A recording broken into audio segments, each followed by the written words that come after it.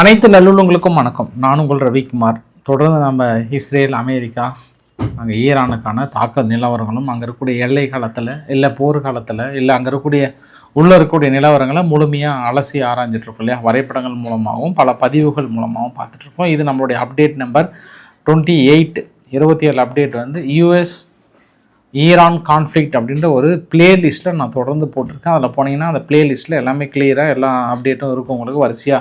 Suppose முன்னாடி update miss பண்ணுவாங்க அதில் பார்த்துருங்கன்றதும் ஒரு தாழ்மீக வேண்டுகோளை வைத்து கொண்டு இப்போ நம்ம மிக முக்கியமான பதிவு என்னென்னா, காலையில் ஒரு 10-11 மணி வரைக்கும் கொஞ்சம் சுமாராக தாங்க இருந்தது. துபாயில் வந்து ஒரே ஒரு ட்ரோன் தான். துபாயும் ஒன்றும் பிரச்சனை இல்லைப்பா, இது நாங்கள் அப்படியே லைட்டாக தான் இருந்தது அப்படின்னாங்க. அப்புறம் குவைத்தும் ஒன்றும் பிரச்சனை இல்லை மாதிரி தான் சொன்னாங்க. அதுக்கப்புறம் பெசஸ்கியன் அவர்கள் ஸ்டேட்மெண்ட்டை வச்சு ட்ரம்ப் அவர்கள் ஒரு போட்டால் பாரு எக்ஸ்தலத்தில். அதுக்கப்புறம் நடந்த நிகழ்வுகள் கொஞ்சம் தலைகளாக மாறிடுச்சு. அது எப்படி நம்ம உங்கள்கிட்ட சொல்லிட்டு நம்ம உள்ள போனோன்னா, நீ சரியான ஆளாரம் தான் எங்கள் அண்ணன் மேலே கை வச்சுப்பார், இல்லைனா நீ தோல்வியை ஒத்துக்கிட்டு நீ கண்ணு முன்னாடி நிற்காத போயிட்டே இருந்துரு. இதுதான் வரலாற்றில் மிகப்பெரிய ஒரு தோல்வி. எப்போ நீ அண்ணன் மேலே கை வைக்க மாட்டேன்னு நீ சொல்லிட்டியோ அன்னைக்கே நீ தோல்வியை ஒத்துக்கிட்டு நீ கிளம்பிட்டே இரு அப்படின்னு சொல்லிட்டு இந்த டைலாக் ஏதோ ஒரு சினிமா படத்தில் பார்த்துருப்பீங்களா, அந்த டைலாக் அப்படியே மனசுக்குள்ள வச்சுக்கோங்க. இந்த பிரபலமான டைலாக் யார் சொன்னது அப்படின்னா ட்ரம்ப் அவர்கள் சொன்னார். அதுக்கப்புறம் நடந்த நிகழ்வுகள் வேறு, அப்புறம் ஈரான் மீது நடத்தப்பட்ட தாக்குதல்கள் வேறு, மறுபடியும் ஸ்ட்ரெய்ட் ஆஃப் ஹோர்முஸ் பகுதியில் ஒரு முக்கியமான ஒரு எண்ணெய் கிணறுன்ற மாதிரி எண்ணெய் கப்பல் ஒன்று தாக்கல் நிகழ்த்தியிருக்காங்க. இந்த மாதிரி பல அதிரிபதியான சம்பவங்களை இந்த வீடியோ பதிவுக்குள்ளே பார்க்க போகிறோம். நம்ம வீடியோக்குள்ளே போகிறதுக்கு முன்பு நீங்கள் நம்ம சேனலை சப்ஸ்கிரைப் பண்ணிட்டாங்க, மறக்காம பெல் பட்டனை கிளிக் பண்ணி ஆல் ஆப்ஷன்ஸ் கொடுங்க. வீடியோ கொடுக்கலாம்.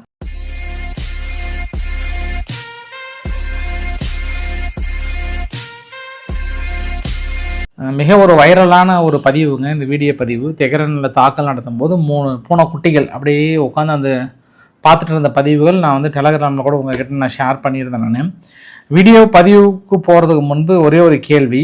இந்த கேள்விக்கான பதில் வந்து நான் கிளைமேக்ஸில் சொல்கிறேன். நான் இதுவரை 100 வருட உலக வரலாற்றில் ஜியோ பாலிட்டிக்ஸில் வெறும் வான் தாக்குதலை மட்டுமே நடத்திவிட்டு ஒரு நாட்டிற்குள் அரசியல் மாற்றம் ஏற்பட்டிருக்கிறதா அப்படின்னா இல்லை. அது ரொம்ப ஒரு முக்கியமான பாயிண்ட். எப்படி வான் தாக்குதல் மட்டுமே நடத்திவிட்டு ஒரு நாட்டுக்குள்ளார அரசியல் மாற்றங்கள், பெரிய ஒரு ரிஜிம் சேஞ்ச், அன்கண்டிஷனல் சரண்டர் ஆகிருக்காங்களா ஏதோ ஒரு நாடு அப்படின்னா ரொம்பலாம் இல்லை. எந்த ஒரு 2ஆம் உலக யுத்தம் கூட அப்படியே முத்தி போய் கடைசியில் ஒரு அணுகுண்டு போட்டதுக்கு அப்புறம் தான் வந்து சரண்டர் ஆனாங்கன்றது ஒரு கூடுதல் தகவலாக சொல்ல முடியும் ஜப்பான்லாம். அதனால் நம்ம என்ன புரிஞ்சுக்கலாம் அப்படின்னாங்கன்னா, ட்ரம்ப் நினைக்கிறது அன்கண்டிஷனல் சரண்டர் அப்படின்ற ஒரு வார்த்தையை இன்னைக்கு கூட சொல்லியிருக்கிறார். எனக்கு தேவை அன்கண்டிஷனல் சரண்டர் என்கிட்ட ஆகணுன்றாரு. இது பாசிபிளா அப்படின்னா இதற்கான விடைகள் உங்களுக்கு இறுதியாக கிடைத்துவிடும். ஆனால் நம்ம மிக முக்கியமாக பார்க்க வேண்டியது, ட்ரம்ப் அவர்கள் 2018 பேசின ஒரு எக்ஸ்ட்ரா பதிவு வந்து ரொம்ப வைரலாக இருக்குது. 18 போட்டிருக்கிறாரு, 19 போட்டிருக்கிறாரு. கிட்டத்தட்ட மிடில் ஈஸ்டில் மட்டும் நாங்கள் 7 ட்ரில்லியன் செலவு பண்ணியிருக்கோம் 17 வருஷமாக. 7 ட்ரில்லியன் செலவு பண்ணி நாங்கள் என்ன அங்கேருந்து பெருசாக எடுத்துட்டோம்? நத்திங், ஒன்றுமே இல்லை. அதனால் 2018 மிடில் ஈஸ்டில் இருக்கக்கூடிய படைகளை ஏன் நான் வாபஸ் வாங்கக்கூடாது, எதுக்கு சும்மா இவங்களுக்கு நான் செலவு பண்ணிகிட்டு இருக்கணும் அப்படின்ற ஒரு பதிவு 2018 போட்டிருந்தாரு. அது இப்போ வைரல் ஆகிட்டுருக்கு. 1. 2வது தகவல், தொடர்ந்து எங்ககிட்ட நேரலையிலும் ஒரு சில கேள்விகள் கேட்டிருந்தீங்க. அப்புறம் என்னுடைய அந்த கமெண்ட் செக்ஷனில் போய் பார்த்தேன் நான், ஏன் ஈரானுடைய எண்ணெய் கிணறுகள் மீது தாக்கல் நடத்தப்படுறதில்ல அப்படின்னு நீங்கள் கேட்டிங்கன்னா, அன்றைக்கி நான் பதில் சொல்லியிருந்தேன் 2 நாளைக்கு முன்பே. ஈரானில் இருக்கக்கூடிய எண்ணெய் கிணறுகள் தாக்கல் நடத்தினாங்கன்னா அது வந்து லாஸு. யாருக்கு லாஸு? அமெரிக்காவுடைய திட்டத்துக்கு லாஸு. ஏன்னா அமெரிக்கா அங்கே இருக்கக்கூடிய எண்ணெய் கிணறுகளை தன்வசப்படுத்தணும்னு நினைக்கிறாங்க. அதனால் இன்றைக்கி வெள்ளை மாளிகை வெளிப்படையான ஒரு ஸ்டேட்மெண்ட்டு கொடுத்துட்டாங்க. இனி டெரரிஸ்ட்கிட்ட வந்து எண்ணெய் வளங்கள் இருக்கக்கூடாது, take away from the oil from the terrorists in Iran அப்படின்னு ஒரு வார்த்தை. அதாவது அவங்க கிட்ட இருக்கக்கூடிய அனைத்து எண்ணெய் வளங்களும் இனி அமெரிக்கா எடுத்துக்கொள்ளும் அப்படின்ற ஒரு வார்த்தையை சொல்லிட்டாங்க. அப்போ உங்களுக்கு விளக்கம் கிடைச்சிருச்சா? ஏன் எண்ணெய் கிணறு மீது அமெரிக்கா தாக்கல் நடத்தலன்னு விளக்கம் கிடைச்சிருச்சா? சரி, வாங்க நம்ம மிக முக்கியமான விவகாரத்துக்கு போயிடலாம். ஏன்னா துபாய் இன்டர்நேஷ்னல் விமான நிலையம் ஒரு ட்ரோன் வந்து தாக்கல் நடத்தப்பட்டது. அப்போ கொஞ்சம் விமானிகள்லாம் பெரிய அளவுக்கு இருந்தாங்க, கொஞ்சம் பதற்றமாக இருந்தாங்க. இருந்தாலும் நம்ம ஆறுதல் செய்தியாக தான் சொன்னோம், ஒன்றும் பதற்றம்லாம் இல்லைங்க, அவங்க நிர்வாகம் வந்து சேஃபாக தான் இருக்கும் அப்படின்ற மாதிரி சொன்னாங்க. அப்போது ஒரு செய்தி வந்தது ஈரான் தரப்புலேருந்து. பெசஸ்கியன் அவர்கள் வந்து, நீங்கள் எங்கள் பங்காளிகளாக போயிட்டுங்க, நாங்கள் நேரடியாக சொல்கிறோம், இப்போ கூட உங்களுடைய நிலைகள் வந்து அவங்களுக்கு உதவி பண்ணாமல் இருந்தீங்கன்னா நாங்கள் ஏன் உங்களை அடிக்க போகிறோம் அப்படின்ற ஒரு ஸ்டேட்மெண்ட்டை வந்து அப்போ அவர் சொல்லியிருந்தார். அந்த ஸ்டேட்மெண்ட்லையுமே நிறைய கான்ட்ரவர்சி வருது. அது என்னன்ற நான் பின்னாடி சொல்கிறேன் நான்.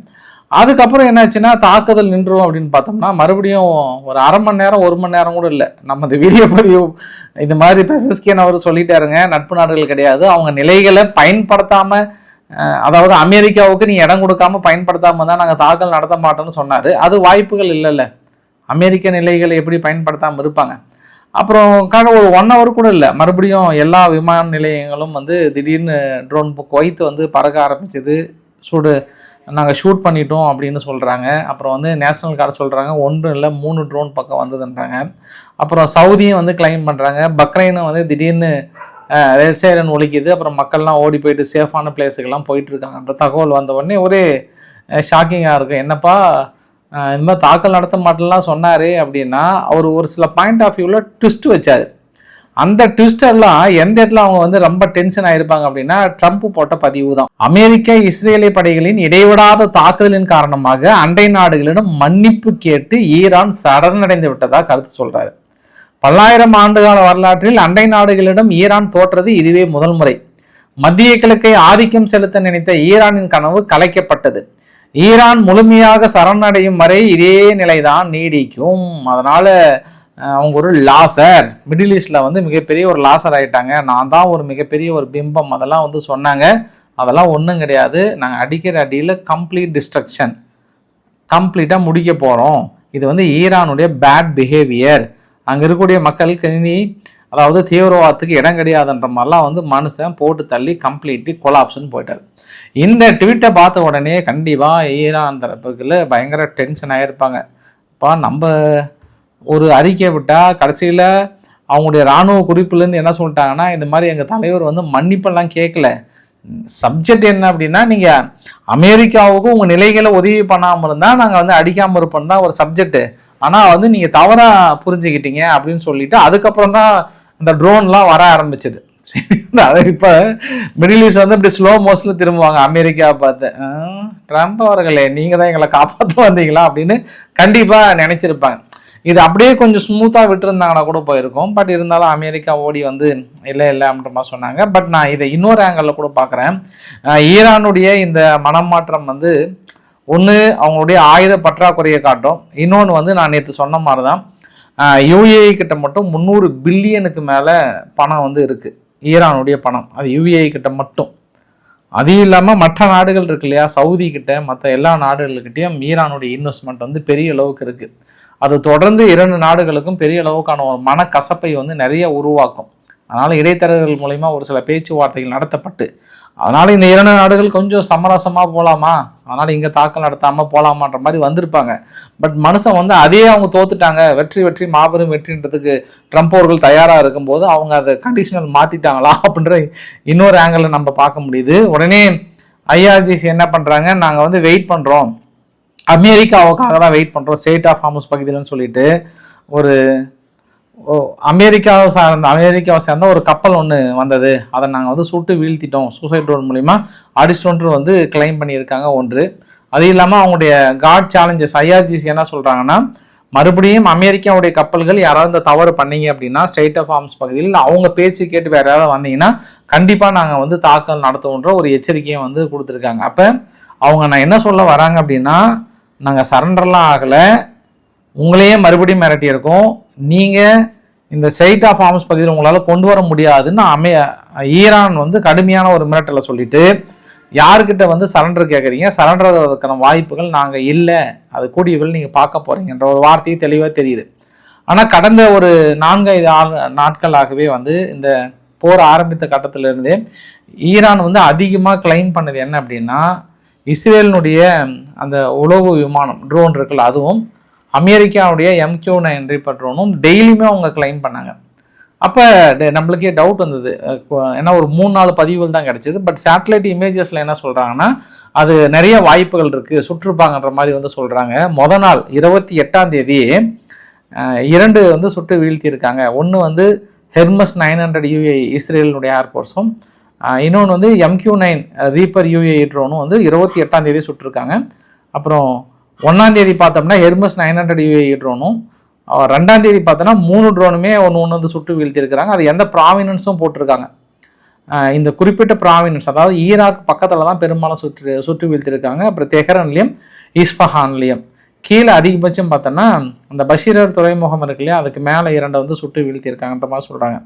ஒட்டுமொத்தமாக அவங்க எத்தனை சொல்கிறாங்கன்னா 10-15 ட்ரோன் பக்கம் நாங்கள் சுட்டு வீழ்த்தினதாக கிளைம் பண்ணியிருக்காங்க. அதுக்கான பாசிபிலிட்டிஸ் நிறைய இருக்குது. ஆனால் ஆதாரங்கள் வரைபடத்தின் மூலிமா என்ன சொல்கிறாங்கன்னா கிட்டத்தட்ட 4 ஆதாரங்கள் கிடைத்திருக்கு சுட்டு வீழ்த்தினதில். 4 ஆதாரங்கள் கிடைக்கிது 15. ஆனால் தரவுகளின் அடிப்படையில் அந்த இடத்துல இருக்கக்கூடிய சூழ்நிலை அடிப்படையில் கண்டிப்பாக வந்து 15 பக்கம் வந்து சுட்டு வீழ்த்தியிருப்பாங்க அப்படின்னு சொல்கிறாங்க. ஏன்னா அமெரிக்காவுக்கும் இஸ்ரேலுக்கும் வந்து முழுக்க ஈரானை வாட்ச் பண்ணக்கூடிய ஒரு 3வது கண் என்னன்னா இந்த உளவு விமானங்கள் தான். இதை வைத்து தான் அவங்க எங்கெல்லாம் ட்ரோனு வெளியே கொண்டு வந்து அடிக்கிறாங்க, பாலிஸ்டிக் ஏவுகணைகள் எந்த இடத்துல வந்து அடிக்கிறாங்க, எந்த லொக்கேஷன் அடிக்கிறாங்கன்ட்டு தொடர்ந்து அங்கே பறந்து அப்சர்வ் கொடுக்கறனால தான் அதுக்கப்புறம் இவங்க தாக்கல் நிகழ்த்தினாங்கன்றது ஒரு கூடுதல் தகவலாக சொல்ல முடியும். பட் அதுவும் இப்போ வந்து அட்வான்ஸில் என்ன சொன்னாங்கன்னா இமீடியட் ரியாக்ஷன் வருதான் அப்போல்லாம். ஏன்னா தொடர்ந்து விமானங்கள் பறந்துகிட்டே இருக்குது, போர் விமானங்கள். உடனே வெளியே வர்றது கிடைச்சுன்னா ஏஐ மூலிமா கனெக்ட் பண்ணி உடனே அந்த ஸ்பாட்டுக்கு போயிட்டு அடிக்கிற மாதிரியான அடுத்து அட்வான்ஸ் போனாங்க. கிட்டத்தட்ட அயதுல்லா அலி காமேனி அவர்களுடைய இன்சிடென்ட்டும் அதே மாதிரி தான் வந்து கம்பேர் பண்ணியிருந்தாங்கன்ற ஒரு கூடுதல் தகவலாக சொல்ல முடியும். இப்போ கூட இஸ்ரேலுக்கு வந்து கிட்டத்தட்ட 150 மில்லியனுக்கான ஆயுதங்களை இமீடியட் ஒப்புதல் வந்து கொடுத்துருந்தாங்க. ஹெஸ்புல்லா வந்து திடீர்னு இஸ்ரேலினுடைய ஒரு குறிப்பிட்ட நிலைகள் நார்த்தன் இஸ்ரேல் சிட்டியில் கொஞ்சம் போயிடுங்கப்பா நாங்கள் தாக்கல் நடத்துகிறோன்னு கிளைம் பண்ணாங்க. பதிலுக்கு இவங்க இஸ்ரேல் என்ன பண்ணிட்டாங்க, அந்த ஏரியா அதாவது லிட்டானி ரிவர் அப்படின்னு சொல்லுவாங்க, லிட்டானி ரிவர் மட்டும் இல்லை அந்த நார்த் ஏரியாவே கம்ப்ளீட்டாக இன்றைக்கி பெரிய ஒரு ஆஸ்ட்ரைக் நடத்தியிருந்தாங்க இஸ்ரேல் தரப்பில். அதை தாண்டி ஹெஸ்புல்லா தரப்புலையும் நாங்கள் 3 இலக்குகள் பக்கம் வந்து சக்ஸஸ் பண்ணிட்டோன்ற மாதிரி கிளைம் பண்ணியிருந்தாங்க. ஒரு சில பதிவுகளுமே வந்து பார்க்க முடிஞ்சது. இன்றைக்கி காலையிலிருந்து பெரு அளவுக்கான ஆயுத குவியல்கள் வந்து குவிந்து கொண்டிருக்கிறது. அமெரிக்காவுடைய B-1 பாம்பர்ஸ் இருக்கு இல்லையா, அந்த B-1 பாம்பர்ஸ் அது தனியாக யூகே வந்து தனது இடத்த வழங்கிட்டாங்க. கடந்த 72 மணி நேரமாக அந்த யூகேவுடைய நிலைகளை பயன்படுத்தி அங்கிருந்து தான் வந்து தாக்கல் நடத்துகிறாங்க. கொஞ்சம் நான் இத்தனை நாள் மறுத்துட்டு இருந்தாங்க. பட் அதனால் இவங்க என்ன பண்ணுறாங்க, நேராக அமெரிக்காவிலிருந்தே கிளம்பி இடையில் ரீஃபியூல் பண்ணுறாங்க. ரீஃபியூல் பண்ணலனாலுமே அங்கே யூகேவுடைய நிலைகள் இந்த வரைபடத்தில் பாருங்களேன், கொஞ்சம் கிளியராக இருக்கும். நான் அதை சொல்கிறத விட இந்த வரைபடத்தில் இதுதான் மேக்ஸிமம். குறிப்பாக B-2A இருக்கட்டும், இல்லை B-1Bயாக இருக்கட்டும், B-52 இருக்கட்டும், இது எல்லாமே நேராக ரீஃபியூல் பண்ணுறாங்க. அப்படி இல்லைனா அங்கே யூகேனுடைய பேஸுக்கு போகிறாங்க, அங்கேருந்து வந்து சிரியானுடைய இடத்துல வந்து பிடிக்கிறாங்க. அப்படி இல்லைன்னா யூகேலேருந்து வந்து ரீஃபியூல் பண்ணிவிட்டு அங்கே போயிடுறாங்க, இவங்க இங்கேருந்து வந்து தாக்கல் நடத்துகிறாங்க. இந்த 2ஐயும் வந்து மாறி மாறி வந்து பண்ணியிருக்காங்க. ஏன்னா அவங்க ஒரு வீடியோ பதிவுமே வெளியிட்டாங்க. B-52 இன்வால்வ் ஆகி இது வரைக்கும் நான் ஃபெயிலியரே ஆனதில்லை, அது வந்து பெரிய ஹிட்டு தான் அப்படின்ற மாதிரி சொன்னாங்க. இந்த ஒரு இன்சிடெண்ட்டு. இன்னொரு இன்சிடெண்ட் என்ன பண்ணியிருக்காங்கன்னா, இப்போ இன்றைக்கி சவுதியிலையும் மற்ற இடத்துலையும் பெரிய அளவுக்கான ஆயுதங்கள் கொண்டு வந்து இறங்கியிருக்கிறாங்க. பட் அது ஆயுதங்களாக நான் பார்க்கல. நான் சமீப காலமாக இந்த சார்ட்டை பார்த்தீங்கன்னாவே தெரியும், இது வந்து இவங்க ஈரான் நடத்திய தாக்குதல் அவங்க தொடர்ந்து அடுத்தடுத்து ரேடார்களை இழந்திருக்காங்க. மார்ச் 1ஆம் தேதி பக்ரைனில் வந்து மனாமான்ற பகுதியில் இழந்திருக்காங்க. குவைத்தில் பார்த்தோன்னா ஹலி சலீம் பேஸில் வந்து அவங்க இழந்திருக்காங்க. அப்புறம் வார்னிங் ரேடார் கத்தாரில் இழந்திருக்காங்க. சவுதி அரேபியாவில் அந்த தாடுக்கு கொஞ்சம் யூஸ் பண்ணுறது இழந்திருக்காங்க. ஸோ எல்லா இடத்துலையும் ஒரு சில அந்த முக்கியமான ரேடார்களையும் இல்லை வான்தடுப்பு சாதனையும் இழந்ததுனால அதை சரி செய்யாததற்காக புதுசு கொண்டு வந்து ஒன்று நிறுவியிருக்காங்கன்ற மாதிரி வந்து சொன்னாங்க. இடையில் இப்போ ஜார்ஜியா மெலோனி அவர்கள் இருக்காங்களே இத்தாலியிலேருந்து, அவங்களுமே வந்து நாங்களும் உங்களுக்கு கொடுக்க வந்து தயாராக இருக்குன்ற மாதிரி வந்து சொல்லியிருந்தாங்க. சரி, இப்போ நம்ம வந்து இஸ்ரேல், ஹிஸ்புல்லா இது எல்லாம் தாண்டி இந்த தாக்குதல் எல்லாம் தாண்டி இன்றைக்கி வந்து ஃப்ரெஷ்ஷாக ஈரான் தரப்பில் என்ன கிளைம் பண்ணியிருக்காங்கன்னா, நாங்கள் UAEயில் இருக்கக்கூடிய ஹல் தாஃப்ரா ஏர்பேஸ் இருக்கு இல்லையா, அங்கே அடித்ததில் நேவி 5th ஃப்ளீட் இருக்கிற இடத்துல அட்லீஸ்ட் 200 பேர் இறந்துருப்பாங்க. ஆனால் கண்டிப்பாக 21 பேர் இறந்துட்டாங்க. அமெரிக்காவுடைய இராணுவம் அந்த நேவல் ஃப்ளீட்டில் வந்து பெரிய அளவுக்கு இறந்துட்டாங்கன்றது உறுதிபூர்வமாக வந்து சொல்கிறாங்க. இன்றைக்கி ஈரானுடைய ஸ்போக் பர்சன், வெளியுறவுத்துறையான ஸ்போக் பர்சன் வந்து என்ன சொல்கிறாருன்னா, இது என்ன வகையான ஒரு கோமாளித்தனமான ஒரு அட்டாக், இது முட்டாள்தனமான ஒரு தாக்குதல், இது ரொம்ப டெலிபரேட்டாக வேண்டும் என்று பயணிகளோட விமானத்தை இந்த பஷீர் துறைமுகத்திலிருந்து மீது எல்லா இடத்துலையும் பெரிய தாக்கல் நிகழ்த்துறீங்க, அதுவும் பயணிகள் விமானம் ஒன்று தாக்கல் நிகழ்த்திருக்கீங்க, அது இல்லாமல் மருத்துவமனைகள் மீது தாக்கல் நடத்துறீங்க, ஃபுட்பால் ஸ்டேடியம், கமர்ஷியல் ஏர்பிளானு, இது எல்லா இடத்துலையும் மெஹராபாத்தினுடைய ஏர்போர்ட்டு, சர்வதேச விதிகள்லாம் மீறுறீங்க. என்ன நீங்கள் குற்றச்சாட்டு வைத்துங்க? எங்ககிட்ட அணு ஆயுதம் இருக்கக்கூடாதுன்ற ஒரு குற்றச்சாட்டு. அணு ஆயுதம் இருக்கக்கூடாதுன்னா நீங்கள் எந்த நிலைகள் அடிச்சிருக்கணும்? ஏன் சர்வதேச விமான நிலையங்கள் அடிக்கிறீங்க? ஏன் மற்ற நிலைகள் அடிக்கிறீங்க அப்படின்னு சொல்லிட்டு இன்னைக்கு ஐநாவிலையும் முறையிட்டு இருக்காங்க. ஐநாவிலும் முறையிட்டு அது வேஸ்ட்டு தான், ஒன்றும் பிரச்சனை இல்லை. யாராவது ஏமாந்த நாடுகள்லாம் டக்குன்னு ஓடி வந்து உடனே தீர்ப்பு கொடுப்பாங்க. கொஞ்சம் பெரிய ஆளுங்கன்னா நானாப்பா தீர்ப்பு கொடுக்கறது அப்படின்னு அப்படியே மனசுக்குள்ளே மழவிட்டு சரி கேட்குறேன் பண்ணுவாங்க. அதே மீறி கொண்டு வந்தாலும் அவங்க வீட்டு அதிகாரத்தை கொண்டு வந்து தடுத்துடுவாங்க. இன்னைக்கு அமெரிக்காவும் இஸ்ரேலும் இணைந்து நடத்திய தாக்குதலில் கிட்டத்தட்ட 6600 சிவிலியன் யூனிட் வந்து ஆல்மோஸ்ட் பெரிய அளவுக்கு வந்து பாதிக்கப்பட்டிருக்குன்றாங்க. அதாவது இவங்க டெத் கிளைமே அந்த அளவுக்கு வருன்றாங்க. யார்? ஈரானுடைய ரெட் கிரசன்ட் பெரிய அளவுக்கு கிளைம் பண்ணுறாங்க. ஆனால் அஃபீஷியலாக வந்து 1300 1400 பேர் இறந்து போனதாக சொல்கிறாங்க ஈரான் தரப்பில். பட் ரெட் கிரசன்ட் என்ன சொல்கிறாங்கன்னா, அதுவும் நேற்று இரவு நடத்திய தாக்குதல் அந்த அளவுக்கு கிட்டத்தட்ட தெஹ்ரானே வந்து அப்படியே ஷேக் ஆன மாதிரி இருந்தது.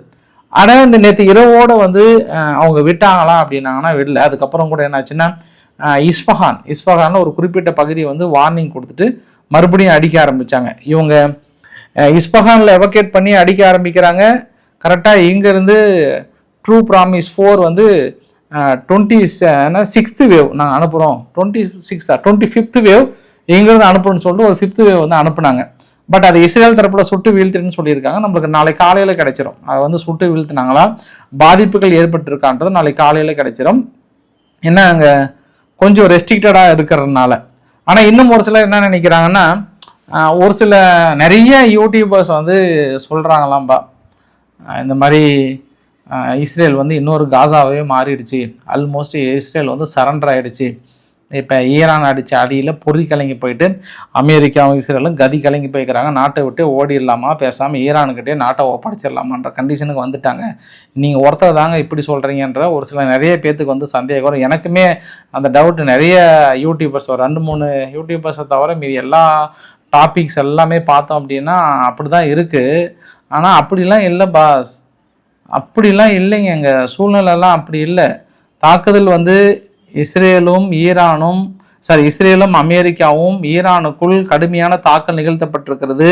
நான் எப்பயும் உறுதியாக சொல்கிறேன். இன்னைக்கு கூட வந்து நிறைய சேனலில் வந்து என்ன சொல்கிறாங்கன்னா, அந்த பதில் தாக்குதல் வந்து அந்த பதில் தாக்குதலும் வீரியமும் ஈரானிடம் முற்றிலும் குறைந்து விட்டது, அது அவங்க கிட்ட இருக்கக்கூடிய ஆயுத பற்றாக்குறையை காட்டுகிறது, அப்படி இல்லைன்னா வெளியில் எடுத்தாவே தாக்கல் நடத்திட்டாங்கன்ற எண்ணம் வருகிறது. முன்பு இருந்த தாக்குதல் தற்பொழுது ஈரானிடம் இல்லை, கொஞ்சம் கொஞ்சமாக அது குறைந்து கொண்டு வருகிறது அப்படின்ற ஒரு தகவலை நான் இந்த இடத்துல உறுதியாக சொல்கிறேன், ஆணிதரமாகவும் சொல்கிறேன்.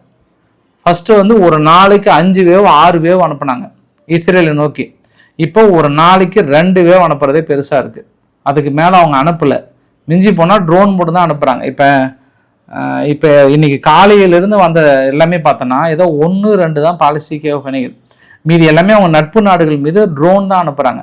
ட்ரோனுமே வந்து இப்போ ஓரளவுக்கு சுட தயாராகிட்டாங்க, ஓரளவுக்கு மேனேஜ் பண்ணுறாங்க. ஏன்னா இதற்கு முன்பு கொஞ்சம் அதிகமாக போனதுனால மேனேஜ் பண்ண முடியல, இப்போல்லாம் மேனேஜ் பண்ணிட்டாங்க அவங்க. அப்புறம் இஸ்ஃபஹான், ஏன்னா நீங்கள் என் மேலே நீங்கள் டவுட்டாக இருந்ததுன்னா கூட நீங்கள் சம்மந்தப்பட்ட நபர்கள் பக்ரைன்லேயோ கத்தார்லேயோ அவங்களுடைய கமெண்ட் செக்ஷனில் கமெண்ட் கூட போட்டிருப்பாங்க, நீங்களே கூட பாருங்கள். நீங்கள் முன்பு இருந்ததை விட இப்போ வந்து நல்லாவே வந்து சுட்டு வீழ்த்துறாங்க. ஒரு நாளைக்கு 1-2 இன்சிடென்ட் தான் பெருசாக நடக்குது அந்த தாக்கல் நடத்துறது. முன்னெல்லாம் நிறையா இருந்தது, ஒரு நாளைக்கு ஒரு இன்சிடென்ட் ஒரு ஏர்போர்ட்டில் நடந்தால் பெருசாக இருக்கும், இல்லை 2 இன்சிடென்ட் அவ்வளோதான் பாஸ், அதுக்கு மேலாம் இல்லை பாஸ், நான் வந்து கான்ஃபிடென்ட்டாக சொல்கிறேன் பாஸ். இது வந்து நீங்கள் இதுக்கப்புறம் நான் என்ன சொல்கிறது, நம்புறவங்களுக்கு சோறு, நம்பாதவங்களுக்கு என்னென்ன சொல்கிறது. சரி, ஓகே. இப்போ நம்ம என்னென்னா பஷீரியர் ப்ராவினன்ஸ் இருக்குல்ல, அந்த இடத்துலையும் அப்புறம் வந்து குவாசின் அப்படின்ற ஒரு பகுதியிலும் அந்த கிறிஸ் ஐலாண்ட்னு சொல்லுவாங்க, அங்கே ஒரு விமான நிலையம் இருக்கிறது. அந்த விமான நிலையம் இன்னைக்கு காலையிலிருந்து கடுமையான தாக்குதல்களை நிகழ்த்தியிருக்கிறாங்கன்றதும் ஒரு கூடுதல் தகவலாக சொல்ல முடியும். நம்ம ஈரான் என்ன பண்ணுறாங்க, அந்த மொத்தம் 210 குழந்தைகள் இறந்துருக்காங்க. அந்த 210 குழந்தைகளோட அந்த புகைப்படங்களை வந்து போட்டிருக்காங்க. புகைப்படங்களை போட்டு இது வந்து நாங்கள் ஐநாவில் முறையிட போகிறோம், மனித உரிமை ஆணையத்துக்கிட்ட கண்டிப்பாக நாங்கள் கம்ப்ளைண்ட் பண்ண போகிறோம், போர் எல்லை மீறல் விதி மீறல் அப்படின்ற ஒரு வார்த்தையை வந்து சொல்லியிருக்காங்க. ஈரானுக்குள்ளார ஃபுட்டு வந்து ஓரளவுக்கு சஃபிஷியண்ட்டாக தான் இருக்கான், ஒன்றும் பிரச்சனை இல்லையா. பட் உணவுப் பொருட்கள் இது எல்லாம் வந்து கொஞ்சம் தடுக்காமல் எசென்சியல் கூட்ஸை வந்து எனர்ஜியும் கொஞ்சம் தடுக்காமல் இருந்தால் பரவாயில்ல அப்படின்ற ஒரு வார்த்தையை வந்து சொல்லியிருக்காங்க. ஏன்னா இஸ்ரேல் ஈரான் நடத்திய தாக்குதலில் வந்து ஒரு போர், ஒரு சர்வதேச விதிமுறைகள் என்ன அப்படின்னா அந்த நாட்டோட மருந்து தேவைகளோ இல்லை அத்தியாவசிய உணவு தேவைகளோ வந்து தடைப்படாமல் இருக்கணும். அதனால் தடைப்படாமல் இருக்கிறதுக்கு வந்து இப்போதைக்கு ஓகே, பட் அதையெல்லாம் எல்லை மீறி செயல்படுறாங்கன்ற ஒரு வார்த்தையும் சொல்கிறாங்க. ஹெல்த் ஒர்க்கர்ஸ் மட்டும் ஆல்மோஸ்ட் ஒரு 10 பேர் இறந்து போயிருக்காங்களாம். ஏன்னா இவங்க அந்த பப்ளிக் சர்வீஸ் மீது அடிக்கிறாங்க, மருத்துவமனைகள் மீது அடிக்கிறாங்கன்ற ஒரு குற்றச்சாட்டை வந்து சொல்கிறாங்க. நேற்றிலிருந்து பரவலாக ரஷ்யா பெரிய அளவுக்கு உதவி செய்கிறாங்கன்னு வந்து போட்டிருந்தாங்க. பரவலாக இல்லை, அது வந்து அமெரிக்காவுக்கே தெரியும். அதை ட்ரம்ப் அவர்கள்கிட்ட கேட்கும்போது இது மாதிரி புல்ஷிட் கொஷின்லாம் வந்து கேட்காதீங்க அப்படின்னு சொல்லிட்டாங்க. இன்றைக்கி பென்டகன் தரப்பில் என்ன சொன்னாங்கன்னா, ரஷ்யா உதவி பண்ணாலுமே அதை பெருசாக நாங்கள் கண்டுக்கல அப்படின்னு ஒரு வார்த்தையும் சொல்கிறாங்க. உடனே மறுபடியும் அமெரிக்கா கிட்ட ரஷ்யா உதவி பண்ணாலும் நீங்கள் ரஷ்யா மீது தாக்கல் நடத்துவீங்களா, சீனா மீது தாக்கல் நடத்துவீங்களா, இந்த மாதிரியான கேள்விகளை கேட்டு அவங்கள டென்ஷன் அடைய வைக்கிறாங்க. அதை நாங்கள் பார்த்துக்கிறோங்க விடுங்க அப்படின்னு அவங்க சொல்கிறாங்க. பட் இருந்தாலும் மக்கள் ஆர்வமாக கேட்குறாங்க, பத்திரிகையாளர்கள் அவங்களையும் கொஞ்சம் சேர்த்து அடிங்க அப்படின்ற மாதிரியான கேள்விகளும் கேட்குறாங்க. ஸோ இப்போ நம்ம வீடியோவோட நிறைவு பகுதிக்கு வந்துடலாம். அசர்பைஜான் ஈரானிடம் நீங்கள் எங்ககிட்ட நிபந்தனையற்ற மன்னிப்பு கேட்டால் தான் நாங்கள் விடுவோம், இல்லைனா கண்டிப்பாக விடமாட்டோம் அப்படின்ற மாதிரி எல்லை பகுதியில் நாங்கள் பதிலடி கொடுத்தே தீருவோம்னு இன்றைக்கி காலையிலேருந்து அடம் முடிச்சிட்டு இருக்காங்க அசர்பைஜான். ஏன்னா அவங்க நாட்டுக்குள்ளார ஒரு 4 பேர்த்த கைது பண்ணிட்டாங்க, பாக்கு அந்த பைப் லைனை அட்டாக் பண்ணுறாங்கன்னு சொல்லிட்டு. இதுவும் நம்ம நேற்று நைட்டு நம்ம பேசியிருந்தோம் நம்ம இல்லை. இப்போ இன்னைக்கு திடீர்னு பெசஸ்கியன் அவர்கள் அன்கண்டிஷனல் சரண்டர், நான் வந்து மன்னிப்பு கேட்கன்ற ஒரு வார்த்தை அசர்பைஜானுக்கு சேர்த்திதானா அப்படின்னு பார்த்தோம்னா இல்லை, அப்படிலாம் நாங்கள் கேட்கவே இல்லைன்றாங்க. அதனால் அந்த எல்லை பகுதியில் ஒரு சில முரண்பாடு இருந்துகிட்டே இருக்குது அசர்பைஜானில். பட் இன்னொரு தியரி கூட பார்த்தேன் நான். அதாவது அமெரிக்காவிலிருந்து ஒரு 2 கார்கோ விமானங்கள் அசர்பைஜானில் வந்து இறங்கியதாகவும் சொல்கிறாங்க. பட் நம்ம ரொம்ப இன்டெப்த்தாக இறங்கி கான்ஸ்பிரசியோடு போக வேண்டாம். நாளைக்கு காலையில் அதுக்கான உண்மை நிலவரங்கள் என்னவென்று கிடைத்துவிடும். சரி, இப்போ நான் சொல்கிறேன், வான் தாக்குதல் மட்டுமே நடத்தி ஒரு நாட்டுக்குள்ள ரிஜிம் சேஞ்ச் ஏற்படுத்தி விடுமானா முடியாது. ஆனால் சமீப காலமாக 2 நிகழ்வுகள் பெரிய அளவுக்கான ஒரு அரசியல் மாற்றத்தை ஏற்படுத்தியிருக்கிறது. ஒன்று சிரியாவுக்குள்ளார ஆசாத் ரீஜியன் வீலுன்னு சொல்லிட்டு யாருமே நினச்சி பார்த்துருக்க மாட்டாங்க. அது வந்து நடந்திருக்காது, கனவுலுக்கும் நினச்சி பார்த்துருக்க மாட்டாங்க. ஒரு 6 நாளில் ஒட்டுமொத்த சிரியானுடைய தேசம் வந்து மாறி போச்சு. யாருக்கிட்ட? அகமத் அல் சகாரா டீமு அவங்க பாட்டுக்கு பைக்கை தூக்கிக்கிட்டு, ஜீப்பை தூக்கிட்டு, சைடில் கன்னை தூக்கிட்டு போயிட்டாங்க. அங்கே இருக்கக்கூடிய காவல்துறை மீதி இராணுவம் யாருமே அவங்கள எதிர்த்து சண்டை போடாமல் அப்படியே சரண்டர் ஆகிட்டாங்க. ஒட்டுமொத்தமாக ரிஜிம் சேஞ்ச் ஆகிடுச்சு ஒரே வாரத்தில். ஒன்று. இரண்டாவது சம்பவம் என்ன அப்படின்னா, ஏமன் வந்து யுஏஇனுடைய பேக்டு ஃபோர்ஸ் வந்து கிட்டத்தட்ட ஏமனை 60% வந்து வச்சுருந்தாங்க. ஆனால் திடீர்னு சவுதியினுடைய உதவியினால் பெரிய ஒரு இன்ஃப்ளூயன்ஸ் பண்ணதுனால யுஏஇனுடைய பேக்டு ஃபோர்ஸஸ் துண்டை காணும் துணியை காணும்னு சொல்லிட்டு ஒரே 6 நாளில் ஒட்டுமொத்த ரிஜிம் சேஞ்சும் வந்து விட்டது. சரி, இப்போ நான் ஈரானுக்குள்ளே வரேன். ஈரானுக்குள்ளே இன்னைக்கு காலையிலேருந்து ஒரு சில விஷயங்கள் வந்து சர்க்குலேட் ஆகுது. அங்கே ஈராக்கினுடைய எல்லை பகுதியில் ஆப்போசிஷன் பார்ட்டி, இங்கே பெசஸ்கியன் அவர்கள் எலெக்ஷன் நடந்தது இல்லையா, அந்த ஆப்போசிஷன் பார்ட்டி வந்து கொஞ்சம் இறங்கி போராடுறதுக்கான வாய்ப்புகள் இருப்பதாக கேள்விப்பட்ட உடனே அவங்களுடைய பிரிகேடியர் ஜெனரல் அப்பாஸ் அலி முகமதையன் அவர்கள் என்ன சொல்லிட்டாருன்னா, போராட்டக்காரர்கள் யாராவது அரசாங்கத்துக்கு எதிராக பண்ணாங்கன்னா நீ உடனடியாக துப்பாக்கி சூடு கொடுங்க அப்படின்ற மாதிரியான தகவல்கள் இது வந்திருக்குது. அது வந்து வெதர் வந்து ரியலா இல்லையா நம்மளுக்கு தெரியாது, ஆனால் அங்கே இருக்கிற ஒரு தகவல் வந்திருக்கு. இதை நான் ஏன் ரியலா இல்லையான்னு சொல்கிறேன் அப்படின்னா, இன்னும் கொஞ்சம் போச்சு அப்படின்னா இந்த மாதிரியான எதிர்ப்பு போராட்டங்கள் கொஞ்சம் அதாவது முளைக்க ஆரம்பிச்சது அப்படின்னா வந்து அந்த ரிஜிம் சேஞ்ச் வந்துடும். நேற்று உங்ககிட்ட ஒரு வார்த்தை சொன்னேன், ஈரானுக்குள்ளே வந்து ஸ்லீப்பர் செல்லை அமெரிக்கா ஆக்டிவேட் பண்ண சொல்லியிருக்காங்க அப்படின்னு நான் சொன்னேன். நான் அந்த ஸ்லீப்பர் செல்லுக்கான சான்சஸ் வந்து ஈரான் உணர்ந்திருப்பாங்க. ஏற்கனவே இந்த போராட்டங்களை எந்த அளவுக்கு முன்னெடுத்தாங்க, அப்படியே ஈரான் அரசே ஒரு மாதம் பக்கம் ஸ்தம்பித்து போச்சு.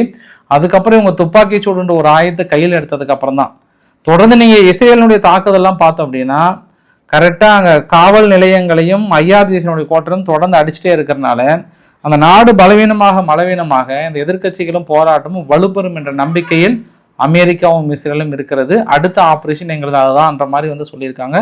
காத்திருப்போம், பார்க்கலாம் யார் ஜெயிக்க போகிறாங்க இந்த ஆடுபுலி ஆட்டத்தில்ன்றது ரொம்ப ஒரு முக்கியமான விஷயமா பார்க்க போகிறோம். நம்ம நிறைய விஷயங்கள் பேசணும்னு நினச்சேன். நான் உங்களுக்கு அடுத்த வீடியோ பதிவில் பேசுகிறேன் நான். ஸோ பிடிச்சிருந்தா லைக் பண்ணுங்கள், ஃப்ரெண்ட்ஸுக்கு ஷேர் பண்ணுங்கள், சப்ஸ்கிரைப் பண்ணுங்கள். Ravikumar, so much. நன்றி, வணக்கம்.